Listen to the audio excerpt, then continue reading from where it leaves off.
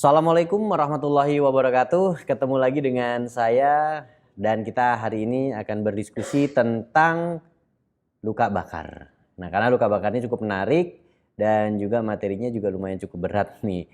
Nah, luka bakar ini sering terjadi pada korban-korban yang mengalami kebakaran ataupun para petugas yang bertugas melakukan pemadaman dan juga penyelamatan. Jadi ini cukup beresiko. Nah, luka bakar seperti apa yang bisa kita tangani di awal? Karena ini penting ketika kita menemukan korban luka bakar dan kita harus mampu melakukan upaya penanganan terlebih dahulu, penanganan awal untuk melakukan luka bakar. Nah, pada materi ini kita akan berdiskusi dan tujuan dari kita berdiskusi ini yang pertama yaitu kita nanti akan mampu mengenal 3 jenis luka bakar dan juga berdasarkan kedalamannya ya, kedalaman dari luka bakar, dan juga kita mampu menyebutkan tanda dan gejala dari masing-masing jenis luka bakar tersebut. Yang kedua adalah kita mampu menggunakan rumus 9 atau rule of 9. Nah, rumus 9 ini untuk menentukan jumlah daerah permukaan yang terbakar pada penderita. Jadi nanti kita akan menentukan luas luka bakar tersebut berapa persen, 9%, 10%, 50%, bahkan berapa ratus persen. Nggak mungkin sampai ratus persen ya, tapi berapa puluh persen atau berapa belas persen. Nanti kita akan tahu bagaimana cara menentukan dengan menggunakan rule of 9 atau rumus 9. Kemudian kita juga mampu menyebutkan 3 langkah untuk tindakan pra rumah sakit pada luka bakar. Jadi penanganan luka bakar kimia ya. Kemudian kita juga mampu nanti menyebutkan 3 langkah untuk tindakan pra rumah sakit pada luka bakar karena kimia. Nah, ini kita juga nanti akan tahu, oh luka bakar tersebut karena kimia itu harus melakukan tindakan apa. Kemudian juga mampu menyebutkan tindakan pra rumah sakit karena luka bakar sengatan listrik. Nah, ini juga harus kita ketahui juga bagaimana caranya. Kemudian menyebutkan tanda dan gejala dari keadaan kedaruratan cuaca, baik itu heat cramps, heat exhaustion maupun heat stroke. Dan nanti kita juga mampu menyebutkan tanda dan gejala dari frostbite. Nah, ini juga harus kita ketahui. Selain itu juga mampu menyebutkan tanda dan gejala dari hipotermia. Nah, ini ada beberapa Nah, ini ada beberapa istilah-istilah baru yang mungkin dari rekan-rekan baru mengenal atau baru tahu ini. Jadi nanti sedikit konsentrasi untuk mengetahui ini istilah-istilah baru perbedaannya ada di mana. Nah, apa sih itu yang disebut dengan luka bakar? Nah, luka bakar itu adalah luka yang disebabkan karena panas yang berlebihan dari reaksi fisika, kimia, listrik atau sumber radiasi lainnya. Itu adalah luka bakar. Nah, umumnya penyebab luka bakar itu disebabkan karena apa? Karena adanya suhu, baik itu suhu yang terlalu tinggi atau terlalu rendah, kemudian bahan kimia, bisa juga disebabkan listrik, radiasi, dan lain sebagainya. Itu adalah penyebab umum luka bakar. Nah, sebelum kita lebih lanjut kembali, kita akan melihat anatomi kulit manusia. Di sana di anatomi kulit manusia kita bisa melihat adanya epidermis, kemudian adanya dermis, kemudian ada hipodermis atau endodermis di situ. Nah, kenapa kita mengetahui harus tahu tentang anatomi kulit manusia? Karena ini berhubungan nanti dengan kedalaman luka bakar.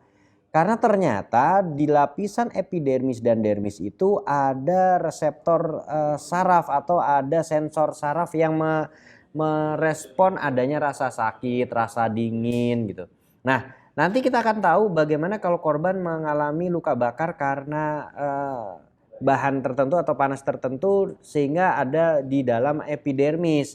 Itu biasanya pasiennya akan merasa sangat sakit. Di lapisan dermis juga demikian. Tetapi kalau lebih dalam cenderung pasiennya tidak sakit. Karena apa? Karena reseptornya sudah rusak atau perasanya ujung sarafnya itu sudah rusak. Kalau boleh saya katakan sensornya lah, sensor yang paling pinggir, yang paling tepi itu mengalami kerusakan sehingga tidak mengalami kesakitan. Nah, kemudian beratnya luka bakar dipengaruhi oleh beberapa hal. Yang pertama karena dalamnya luka bakar. Semakin dalam luka bakar berarti semakin berat sebenarnya. Artinya yang superficial itu lebih ringan, parsial itu lebih sedikit berat, tapi yang full thickness yang tingkat kedalamannya tinggi itu cenderung mengalami keparahan yang cukup besar, sehingga kita juga harus mengetahui ini kira-kira luka bakar derajat berapa. Kemudian persentase dari luas luka bakar, semakin luas luka bakarnya maka tingkat keparahannya juga semakin besar. Nah, kemudian juga lokasinya. Lokasi di mana luka bakar tersebut terjadi, di wajah kah, di kaki kah, di perut kah gitu ya. Itu juga mempengaruhi. Luka bakar yang terjadi di dada bagian atas itu cenderung mengalami atau lebih parah dibandingkan dengan luka bakar di tempat yang lain. Nah, ini juga perlu kita ketahui. Kemudian luka bakar yang jauh dari wajah atau dari pernapasan misalkan di kaki itu juga mempengaruhi dari tingkat beratnya luka bakar. Jadi semakin dekat dengan area pernafasan luka bakar tersebut cenderung lebih berat. Ya dinilainya seperti itu. Kemudian faktor-faktor yang memperberat dari luka bakar tersebut misalnya ada usia, semakin muda maka semakin rentan, semakin tua juga semakin rentan gitu ya terhadap kondisi parahnya luka bakar tersebut. Kemudian penyakit penyerta. Nah, penyakit penyerta misalkan dia memiliki penyakit diabetes, dia memiliki penyakit peredaran darah misalkan hipertensi gitu kan. Itu membuat luka bakar tersebut menjadi lebih parah, apalagi kalau korbannya punya penyakit diabetes. Waduh, itu bisa memperparah lagi tuh karena biasanya penyembuhan lukanya akan semakin sulit gitu ya. Selanjutnya kita membahas tentang derajat dari luka bakar. Nah, derajat dari luka bakar itu ada yang derajat 1. Kalau derajat 1 itu mengenai lapisan epidermis, lapisan paling atas. Kemudian kalau derajat 2 cenderung sudah masuk ke lapisan dermis dan ini biasanya rasa sakit yang cukup. Kemudian kalau sudah lebih dalam lagi di lapisan hipodermis, ini cukup dalam. Nah, ini teman-teman harus mengetahui terkait dengan derajat dari luka bakar tersebut. Nah, selain derajat luka bakar, kita juga harus tahu tentang luas area luka bakar. Berapa luas areanya, yaitu menggunakan rumus 9 atau rule of 9. Nah, penggunaan rule of 9 ini seperti apa? Nah, ini harus diketahui dari kepala sampai dengan ujung kaki. Teman-teman juga harus tahu. Nah, seperti apa penggunaan rule of 9 atau rumus 9 ini? Saksikan pada seperti apa penggunaan rule of 9? Ya, simak berikut ini. Untuk menentukan luas luka bakar dapat digunakan yang namanya rumus 9 atau rule of 9. Rumus 9 ini menggambarkan bagaimana luas luka bakar pada korban. Untuk orang dewasa, total luas pada area tersebut mulai dari kepala sebesar 9%, kemudian tangan kanan dan kiri masing-masing 9%, kemudian badan 36%, kaki 18% dan 1%-nya lagi adalah bagian genitalia atau kemaluan. Nah, nanti kita bisa lihat berapa luasnya. Kita lihat satu persatu. Kepala bagian depan dan belakang adalah masing-masing 4,5%. Bagian depan 4,5%, bagian belakang 4,5%. Kemudian badan bagian depan itu 18% sampai dengan ke perut, kemudian bagian belakang juga 18%. Untuk tangan bagian depan masing-masing tangan kanan 4,5% dan tangan kiri 4,5%. Bagian belakang pun demikian, tangan kanan 4,5% dan kiri 4,5%. Jadi di total keseluruhannya adalah 9%. Untuk kaki bagian depan sebesar 9% masing-masing kaki dan bagian belakang juga 9% untuk masing-masing kaki. Jadi total keseluruhannya adalah 18%. Kemudian jika kita bingung untuk menggunakan atau menghafal luas area tersebut, maka kita bisa menggunakan telapak tangan si korban, yaitu diperkirakan selebar 1%. Lalu kemudian untuk anak-anak ataupun bayi, kita bisa menggunakan juga rumus 9 ini, di mana kepala bagian depan sebesar 9%, belakang juga 9%. Jadi total untuk kepala adalah 18%. Kemudian untuk kaki masing-masing bagian depan 7%, bagian belakang 7%. Jadi total satu kaki sebesar 14%. Kemudian untuk tangan kanan dan kiri masing-masing 4,5%. Kemudian belakang juga 4,5%. Jadi totalnya 9%. Sedangkan untuk badan adalah 18% untuk masing-masing sisi depan dan belakang. Jadi total untuk badan adalah 36%. Nah, sebagai contoh seperti ini. Ada seorang dewasa mengalami luka bakar, yaitu luka bakar bagian dada dan juga bagian perut. Bagian dada 9%, bagian perut 9%, dan mengenai genitalia 1%. Kemudian tangan bagian depan juga mengalami luka bakar sehingga diperkirakan 4,5%. Sehingga total dari luas luka bakar pada orang tersebut adalah sebesar berapa kira-kira? Yaitu 23,5%. Demikianlah, semoga informasi ini bermanfaat. Terima kasih. Itulah dari gambaran rumus 9 luka bakar. Jadi teman-teman nanti sudah tahu nih, oh kalau yang terbakar ini adalah bagian ini berapa nih, berapa derajat atau berapa persentasenya luka bakar tersebut. Nah, teman-teman sudah mengetahui gambaran kisaran luas area dari luka bakar tersebut. Oke, lanjut ya. Selanjutnya adalah bagaimana ciri-ciri dari luka bakar derajat 1. Nah, luka bakar derajat 1 itu umumnya kulit mengalami kemerahan, kemudian ada nyeri yang cukup berlebih, kemudian mengenai permukaan kulit, lapisan epidermis. Nah, ini biasanya orang-orang yang berjemur di matahari, ini lagi di pantai nih misalkan, orang-orang Eropa senang banget kan di pantai, dia berjemur terlalu lama sehingga gosong, makanya perlu menggunakan sunscreen misalkan gitu untuk melindungi tubuh supaya tidak terbakar gitu. Nah, penanganannya seperti apa? Penanganannya yang pertama adalah aliri atau siram dengan air biasa. Cukup aliri atau siram dengan air biasa. Kemudian olesi dengan gel luka bakar. Tutup luka dengan kasa steril, minimal kain bersih kalau kita tidak menemukan kasa steril. Tapi jangan diolesi odol atau kecap. Itu yang nggak boleh, karena odol atau kecap itu justru malah tidak bisa melepaskan panas. Nah, bedanya apa sih dengan air? Kalau air disiramkan dengan air, maka sifat air itu akan menyerap panas. Selain itu, air tersebut akan mengalirkan atau membuang panas sehingga proses pembakaran tadi akan terhenti, tidak berlanjut. Berbeda dengan dioleskan oli, ada juga yang ngolesin oli nih. Oli, minyak, odol, kecap itu justru malah menahan panas.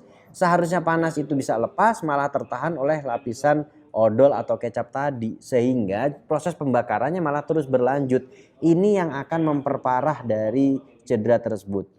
Selain itu, cedera tersebut juga akan mengalami keparahan lain akibat dari odol yang kering. Bayangkan odol yang kering kalau kita kelopek gimana tuh? Kita bersihin gimana? Pasti akan melukai kulit. Nah, ini makanya jangan jangan diolesi odol atau kecap. Odol itu merek ya sebenarnya. Ya, saya sebutnya pasta gigi lah. Saya pernah menemukan korban luka bakar di bagian wajah oleh orang tuanya diberikan pasta gigi. Jadi pindah tuh pasta gigi yang buat gigi jadi pindah buat muka. Nah, ketemu saya di sana, langsung saya bersihkan semuanya, dan dia mengalami kesulitan lah tentunya. Dan setelah itu baru kita olesi gel luka bakar, kemudian kita tutup menggunakan kasa steril. Kalau nggak ada kasa steril, minimal kain bersih. Tapi kalau luas, segera rujuk ke rumah sakit. Oke. Itu adalah luka bakar atau ciri-ciri luka bakar derajat 1 dan bagaimana penanganannya. Nah, berikutnya adalah ciri luka bakar derajat 2. Nah, luka bakar derajat 2 ini umumnya mengenai lapisan kulit yang lebih dalam, lapisan dermis. Kemudian dia akan sudah masuk ke lapisan dermis, kemudian dia mengalami nyeri, kemudian juga menimbulkan bengkak, dan juga ada timbul bulai atau lepuhan gitu ya, melepuh. Nah, itu sudah masuk ke dalam derajat 2. Nah, penanganannya seperti apa? Yang jelas rujuk rumah sakit lah kalau sudah seperti itu gitu. Tapi yang paling penting jangan kita memecahkan gelembung atau bule tersebut atau lepuhan tersebut. Kalau sudah pecah, kalau memang ada yang sudah pecah ya sudah, apa boleh buat. Kemudian kalau yang ada luka terbukanya bisa ditutup dengan kasa steril atau kain bersih. Nah, di sini teman-teman juga perlu ketahui kenapa sih alasannya tidak boleh memecahkan gelembung tadi atau memecahkan lepuhan tadi. Ya kita ketahui kalau kulit terkelupas maka sudah pasti akan pertahanan tubuh kita yang pertama akan terbuka. Jadi akan ada mudah sekali masuk bakteri, kuman dan lain sebagainya masuk ke dalam tubuh kita. Apalagi akibat dari luka bakar tadi biasanya akan ada cairan di situ. Nah, cairan itu adalah protein yang tinggi sebenarnya, protein yang bagus untuk kalau ada bakteri akan lebih mempermudah dia bertumbuh gitu kan. Jadi lebih berkembang. Jadi akan lebih memungkinkan untuk terjadinya infeksi. Dan ini penting. Kenapa? Karena ketika kita sengaja memecahkan gelembung tadi atau lepuhan tadi dengan kondisi yang tidak steril, maka berpotensi untuk memberikan infeksi bagi si korban. Nah ini jangan sampai terjadi. Tapi kalau sudah pecah gimana? Ya apa boleh buat, tutup dengan kain bersih atau kasa steril. Ya, saya merekomendasikan tetap kasa steril. Kemudian ciri berikutnya adalah luka bakar derajat 3. Nah, luka bakar derajat 3 itu seperti apa? Umumnya sudah mengenai seluruh lapisan kulit, baik itu lapisan kulit epidermis, dermis maupun sampai ke hipodermis atau endodermis bagian dalam. Dan umumnya pasien tidak merasakan nyeri. Tidak merasakan nyeri karena tadi yang disampaikan di awal reseptornya sudah rusak. Karena reseptornya itu sudah rusak, maka korban tidak merasakan nyeri yang berlebih. Nah, kemudian penanganannya seperti apa? Yang pasti jalan napas, pernapasan dan sirkulasinya baik. Kemudian sesegera mungkin rujuk ke rumah sakit. Nah, luka bakar derajat 3 ini cenderung lebih dalam. Sehingga untuk penanganan airway breathing sirkulasinya harus benar-benar baik. Upayakan ada ditangani oleh orang-orang yang profesional, orang-orang yang memiliki keahlian. Dia mampu untuk melakukan manajemen airway dan juga breathing dengan baik. Nah ini juga harus dipahami oleh kita selaku pelaku first responder. Oke, itu adalah penanganan atau ciri-ciri luka bakar berdasarkan kedalamannya. Nah, kita tadi sudah mempelajari atau sudah berdiskusi tentang kedalaman luka bakar dan juga luas luka bakar. Nah, luas luka bakar tadi menggunakan rumus 9. Nah, silahkan teman-teman coba cari atau lihat case, bayangkan ada luka bakar di mana, kemudian berapa luas areanya, silahkan isi di kolom komentar. Berikutnya adalah penanganan luka bakar kimia pada kulit. Nah, hati-hati. Di materi sebelumnya yaitu tentang keracunan, kita juga sudah sedikit membahas tentang keracunan karena bahan kimia. Nah, tapi ini juga membahas tentang luka bakar. Jadi dampak daripada bahan kimia itu salah satunya juga bisa menyebabkan luka bakar. Bahan kimia di sini nggak spesifik, artinya tidak harus yang cair ataupun yang kering. Tetapi semuanya. Nah, tapi prinsipnya ada beberapa hal yang juga harus diperhatikan. Yang pertama, ketika kita menangani luka bakar karena kimia pada kulit, yang pasti harus menjaga jarak antara korban dengan kita. Pastikan kita sudah mengenakan APD dari sarung tangan, kalau perlu sudah menggunakan pakaian hazmat. Kemudian kalau luka atau kimianya tersebut bentuknya adalah serbuk, maka disapu terlebih dahulu. Jangan langsung disiram dengan air, tapi sapu terlebih dahulu, dibersihkan, dikurangi untuk mengurangi konsentrasi atau jumlah dari serbuk tersebut. Baru kemudian dibilas menggunakan air yang mengalir selama 20 menit atau lebih. Syukur-syukur sih lebih dari 20 menit. Kemudian lepaskan pakaian dan perhiasan bersamaan dengan proses tadi, membilas tadi. Supaya apa? Supaya ketika ada reaksi bisa langsung larut, tidak berdiam di situ. Kemudian tutup luka dengan kasa steril. Syukur-syukur ada kasa steril ya. Kalau nggak ada, gunakan kain bersih. Kemudian cegah shock dan bawa penderita ke rumah sakit sesegera mungkin. Nah, itu adalah penanganan luka bakar pada luka bakar kimia yang ada di kulit. Kalau pada mata gimana? Prinsipnya hampir sama dengan keracunan atau terpaparnya benda atau bahan kimia ke mata. Yaitu sama, jaga jarak dengan penderita, kemudian bilas mata dengan air mengalir, yaitu tekanan rendah minimal 20 menit lah gitu ya, dengan kelopak matanya tetap terbuka. Jadi kelopak matanya jangan ditutup tapi juga harus tetap terbuka. Karena apa? Karena supaya bahan kimianya itu larut. Nah, bagaimana caranya adalah misalkan yang terkena di mata sebelah kiri, maka dia harus rebahan ke sebelah kiri, matanya disiram. Nah, seperti pada gambar tersebut. Yang di kanan pun demikian. Jadi itu adalah bagaimana kita menangani luka bakar kimia pada mata. Oke. Sudah ada gambaran kan tentang luka bakar kimia baik itu di kulit maupun di mata. Selanjutnya adalah penanganan luka bakar listrik. Nah, luka bakar listrik itu seperti apa? Kalau kita menangani korban tersengat listrik itu kita harus juga cukup waspada gitu ya. Luka bakar listrik ini disebabkan oleh kontak langsung aliran listrik dengan badan dan sering lukanya lebih serius dari apa yang terlihat di permukaan karena aliran listrik ini akan mengalir ke seluruh tubuh. Nah, umumnya luka bakar tersebut akan mengakibatkan luka bakar di arus masuk dan arus keluar. Nah, arus masuk dan arus keluar itu akan timbul sebuah luka. Umumnya orang yang mengalami luka bakar listrik cenderung tidak terlihat seperti luka bakar, tetapi sejatinya di dalamnya mengalami luka bakar yang hebat. Bahkan bisa mengalami gangguan jantung ataupun gangguan otak. Karena irama jantung dan irama otak itu juga dipengaruhi oleh listrik. Biasanya terdapat luka arus masuk dan luka arus keluar. Kemudian diikuti biasanya adanya patah tulang, kemudian adanya gangguan penglihatan, gangguan kesadaran, kemudian juga biasanya mengalami gangguan jalan napas, ya mengalami sumbatan jalan napas karena tubuhnya sendiri mungkin mengalami pembengkakan di jalan napasnya ataupun lidahnya yang jatuh, kemudian bisa mengalami gangguan irama jantung ataupun juga bisa mengalami henti jantung, hati-hati. Kemudian mengalami kelumpuhan di beberapa tempat bisa jadi, kemudian mengalami kesulitan bernafas, bahkan bisa mengalami henti napas, kemudian juga bisa mengalami kejang otot. Nah, itu bisa terjadi. Jadi penanganan korban kebakaran karena listrik itu cukup harus berhati-hati. Lalu bagaimana kita melakukan tindakan itu?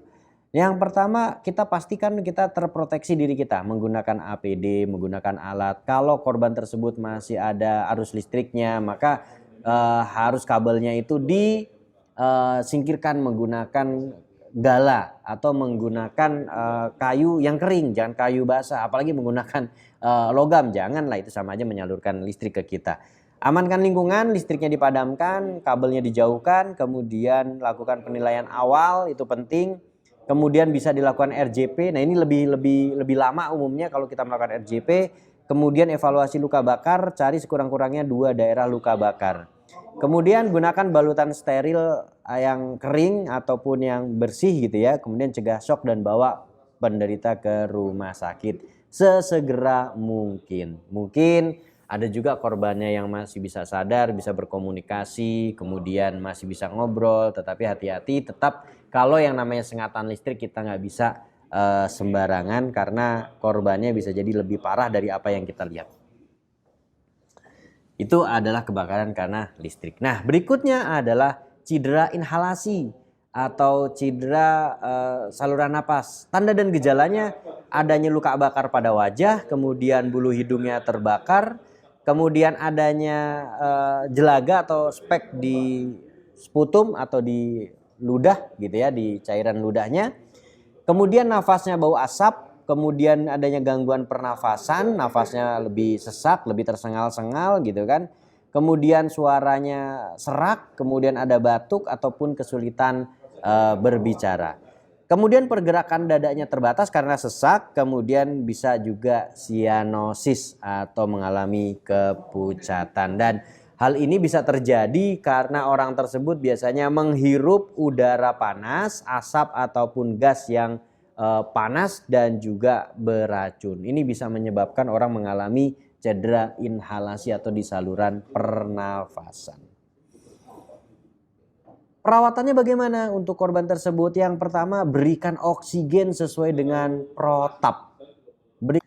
Berikutnya kita akan bahas tentang kegawat daruratan karena lingkungan. Nah, seseorang yang terkena cuaca panas yang berlebihan dapat menderita kelainan yang serius. Biasanya kelainan cuaca panas itu bisa disebut atau ada beberapa jenis, diantaranya adalah heat cramp, kemudian heat exhaustion ataupun heat stroke. Kemudian kita nanti akan juga bahas ciri-cirinya seperti apa. Ada juga karena kedaruratan cuaca karena dingin, bisa hipotermi ataupun frostbite. Nanti kita bahas. Yang pertama, heat cramps. Nah, heat cramps itu apa? Yaitu kondisi ini terjadi ketika penderita sedang berolahraga dengan intensitas yang berat atau bekerja di tempat yang panas. Jadi dia beraktivitas. Nah, aktivitas itu contohnya olahraga atau bekerja di tempat yang panas, kemudian dia aktivitasnya juga tinggi dan dia mengalami kehilangan cairan, biasanya begitu ya. Umumnya diakibatkan juga oleh dehidrasi dan dia mengalami gejala-gejala diantaranya adalah kram otot berat, kemudian kelelahan, mual, bahkan bisa sampai pingsan. Nah, ini orang tersebut mengalami heat cramp. Kalau kita kenalnya, oh itu kram tuh. Nah, ketika kram, maka korban tersebut apa sih yang harus dilakukan? Ini ciri-cirinya. Ya. Pertama, pindahkan korban ke tempat yang sejuk. Jadi tadinya tempat panas ke tempat yang sejuk, itu udah pasti. Kemudian berikan penderita minum supaya otot yang kejang akan berkurang kejangnya setelah minum air ya, karena dia kekurangan cairan. Karena kekurangan cairan persepsinya bisa jadi oh itu kekurangan garam, kekurangan mineral gitu, sehingga cari cari air mineral atau air minum yang mengandung mineral, contohnya yang popo gitulah gitu ya. Saya nggak mau menyebutkan merek gitu ya, tapi ada seperti itu. Tapi bukan itu sebenarnya. Justru malah penderita itu lebih membutuhkan air dibandingkan garam. Jadi artinya ketika kondisi seperti itu karena dia dehidrasi, berikan saja air yang banyak daripada memberikan larutan elektrolit oral. Kalau kita sibuk mencari itu, tapi kalau ada boleh diberikan. Sederhananya apa? Oralit. Ya kalau teman-teman bingung oralit ya gampang lah, tinggal 1 sendok makan dicampur ujung sendoknya garam, maka sudah terjadi oralit. Itu bisa diberikan. Karena memang kebutuhan cairan pada saat itu sangat-sangat dibutuhkan bagi si korban. Itu heat cramps. Kemudian ada namanya heat exhaustion. Nah, tanda dan gejalanya adalah kepanasan parah atau kelelahan akibat suhu tinggi adalah kondisi yang terjadi saat kita terpapar suhu tinggi atau panas dan sering disertai dengan dehidrasi. Nah, umumnya agak-agak mirip nih antara heat exhaustion dengan heat cramps. Nah, kalau heat cramp itu bisa jadi karena memang aktivitas yang tinggi ya. Aktivitas yang tinggi dibandingkan dengan heat exhaustion gitu ya. Dan sama-sama bekerja di tempat yang panas gitu ya. Kemudian gejalanya seperti apa? Gejalanya adalah nafasnya cepat dan pendek, nadinya lemah, kulit pucat, dingin dan lembab, kemudian lemah, kemudian pusing. Kalau heat cramps itu kan adanya kejang otot, tapi kalau tidak ada kejang otot dia disebutnya dengan heat exhaustion. Nah, seperti itu. Nah, penanganannya seperti apa? Nah, perawatan yang tepat untuk penanganan kasus heat exhaustion, yang pertama pindahkan penderita dari sumber panas, pindahkan ke tempat yang sejuk. Kemudian lepaskan pakaian sedemikian rupa tapi hindari adanya hipotermia. Itu juga penting, jangan sampai buka semuanya malah terjadi hipotermia, itu hati-hati. Kemudian penderita diposisikan terlentang, naikkan kakinya 20-30 cm. Jadi lebih tinggi kakinya dibandingkan dengan bagian kepala, jadi lebih tinggi. Kemudian berikan oksigen sesuai protap, kemudian kasih minum. Korbannya kasih minum kalau dia sadar, kalau nggak sadar ya jangan dipaksakan minum, hati-hati bisa tersedak, bisa reflux gitu kan. Jadi bisa malah korbannya tersedak air minumnya sendiri, itu juga hati-hati. Oke. Kemudian selanjutnya adalah heat stroke. Nah, heat stroke ini adalah kondisi paling berat pada tubuh akibat cuaca panas karena tubuh tidak mampu mengontrol suhu badan. Ini sama sih memang akibat suhu panas. Nah bedanya di mana nih? Nah nanti kita lihat perbedaannya. Gejalanya umumnya nafas dalam dan cepat, kemudian nadinya cepat dan kuat, kulitnya panas, kering gitu kan. Kemudian pupilnya dilatasi, membu melebar, kemudian kehilangan kesadaran, kejang atau tremor otot. Hampir mirip-mirip kan? Gitu ya, hampir mirip-mirip gitu ya. Nafasnya dalam dan cepat, nadinya cepat dan kuat. Nadinya cepat, duk, duk, duk, duk, tapi tekanannya kuat. Hampir beda dengan yang shock ya. Kalau shock itu cepat tapi denyutnya lemah gitu ya. Cepat tapi denyutnya lemah. Ini itu kalau yang shock. Nah penanganannya seperti apa? Yang pertama memang sudah pasti aman diri, aman lingkungan, itu A3. Kemudian bawa korban ke tempat yang sejuk. Aktifkan tanggap darurat SPGDT. Kemudian rebahkan korban dan tinggikan bagian kaki. Berikan minum jika korbannya sadar. Lepaskan pakaian korban. Percikan air pada kaki, di bagian ujung kaki atau di bagian telapak kaki. Disemprot-semprot air supaya membantu proses menurunkan suhu pada tubuh si korban. Kemudian berikan es batu dibawa ke ketiak pasien, pergelangan tangan dan kaki, pangkal paha dan sisi leher. Jadi di tempat-tempat yang memang bisa menimbulkan tempat-tempat tertentu itu diberikan es supaya korbannya tetap lebih cepat mengalami penurunan suhu. Kalau diguyur es gimana ya, diguyur air es gitu. Aduh kayaknya sih nggak disarankan ya, tapi di bagian-bagian tertentu, di leher, di ketiak, di lipat paha itu akan membantu proses mendinginkan tubuh gitu ya, bukan diguyur ya. Kalau diguyur beda cerita tuh. Kemudian dinginkan pasien dengan cara dikipasin atau posisi korban pada posisi pemulihan. Nah, pastikan bahwa korban berada di posisi pemulihan supaya kenapa? Biasanya korbannya kan nggak sadar. Nah, supaya nanti tiba-tiba dia sadar, maka posisi tersebut sudah nyaman bagi si korban. Monitor tanda-tanda vital dan kalau korban sadar berikan dukungan emosional. Nah ini juga perlu dilakukan supaya korbannya tenang dan nyaman kalau dia mengalami yang namanya heat stroke. Nah sekarang bedanya di mana sih kalau antara heat exhaustion dan heat stroke gitu ya. Kalau heat exhaustion itu nafas. Tadi kita sudah membahas kasus akibat suhu panas yang tinggi. Nah sekarang kita akan membahas akibat suhu yang rendah atau hipotermi. Nah hipotermi ini adalah penurunan suhu tubuh secara drastis yang berpotensi berbahaya. Penyebab yang paling umum adalah berada di lingkungan bersuhu dingin dalam waktu yang lama. Berenang atau berada di udara terbuka di musim dingin, nah itu juga bisa menyebabkan hipotermia. Hipotermia ringan, tanda dan gejalanya kedinginan, kemudian dia mengalami drowsiness itu apa ya? Hilang kesadaran.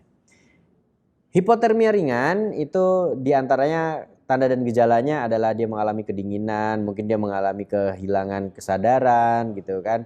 Kemudian nafasnya cepat, nadinya lemah, kehilangan penglihatan, kemudian pupilnya juga mengalami perubahan reaksi, kemudian dia juga mengalami menggigil. Nah, itu umum. Nah, yang berat seperti apa? Nafasnya sangat lemah gitu kan, kemudian nadinya juga sangat lemah, cenderung dia tidak sadar, kemudian pupilnya dilatasi, melebar, kemudian ekstremitasnya kaku gitu. Seperti apa ya kalau kaku? Ya karena memang dia kedinginan jadi nggak sulit untuk bergerak juga karena mungkin sudah menggigil sebelumnya dan akibatnya menjadi kejang atau tegang sehingga dia mengalami kekakuan. Nah itu adalah korban yang mengalami hipotermia. Nah perawatannya bagaimana? Tentunya A3, kemudian aktifkan SPGDT dan lain sebagainya. Nah tentunya hipotermia bisa terjadi nggak sih di Indonesia gitu? Ya bisa. Kan banyak kolam renang, banyak juga laut, banyak juga danau, orang berenang di sana. Orang sering naik gunung itu juga bisa mengalami hipotermi. Nah penanganannya tadi sama aktifkan SPGDT atau tim tanggap darurat, minta tolong, minta bantuan, kemudian lakukan penilaian awal, berikan oksigen sesuai protap kalau memang ada. Kemudian pindahkan korban dari tempat yang dingin. Kemudian lindungi pasien dari kehilangan panas yang lebih lanjut. Kemudian ganti semua pakaian yang basah, copot, ganti bajunya. Kemudian monitor tanda-tanda vital, kemudian berikan kenyamanan pasien, jangan memberikan makan atau minum sambil menunggu sumber daya tambahan. Nah ini mungkin kalau orang yang mengalami hipotermi, kalau rekan-rekan yang sering naik gunung bisa jadi dipeluk bareng-bareng gitu kan, supaya suhu tubuhnya si korban itu hangat gitu kan. Jadi suhu tubuh kita menghangatkan si korban, itu bisa dilakukan seperti itu. Nah itu orang yang mengalami hipotermia. Nah selanjutnya adalah frostbite. Nah ini kelanjutan nih, semakin parah bisa mengalami frostbite. Apa itu frostbite? Adalah kondisi ketika kulit dan jaringan di bawahnya rusak atau mati akibat paparan suhu yang sangat dingin, terutama yang di bawah 0,55 derajat Celcius. Jadi udah di bawah suhu beku. Tanda dan gejalanya kulit mengalami kemerahan atau kebiruan, kemudian terasa dingin seperti ditusuk jarum. Jadi kalau kita tiba-tiba kedinginan, kemudian ujung jari kita kok kayak selengkring gitu ya. Bahasa selengkring itu apa? Kayak ada jarum yang nusuk. Nah, itu bisa jadi tanda dan gejala awal adanya frostbite. Nah, itu hati-hati. Penanganannya seperti apa? Proses penghangatan dilakukan dengan melakukan proses penghangatan terlebih dahulu dengan merendam di area yang mengalami frostbite dalam air hangat selama 15 hingga 30 menit. Nah, kulit yang dihangatkan tadi akan memiliki tekstur yang lembut dengan warnanya merah atau ungu. Jadi ngerendamnya nggak ke air panas ya, tapi ngerendamnya ke air yang hangat. Tidak langsung mendadak dari frostbite tiba-tiba direndam air panas biar cepat cair, nggak begitu. Ya, tapi juga menggunakan air yang hangat. Direndam aja menggunakan air hangat 15 sampai 30 menit, dibiarkan, kemudian dilihat. Biasanya teksturnya akan berubah menjadi agak lebih lembut.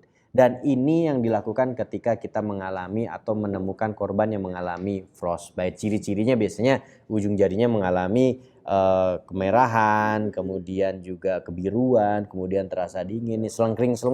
Duh kok gue terasa selengkring nih. Nah, itu kemungkinan mengalami frostbite. Oke, baik. Mungkin ini yang bisa kita diskusikan untuk kali ini, dan semoga materi tentang luka bakar ini bisa menambah wawasan rekan-rekan semua. Jangan sungkan untuk selalu mengulang materi ini, karena ini sebagai literasi kita untuk menambah pengetahuan. Terima kasih. Billahi taufiq wal hidayah. Wassalamualaikum warahmatullahi wabarakatuh.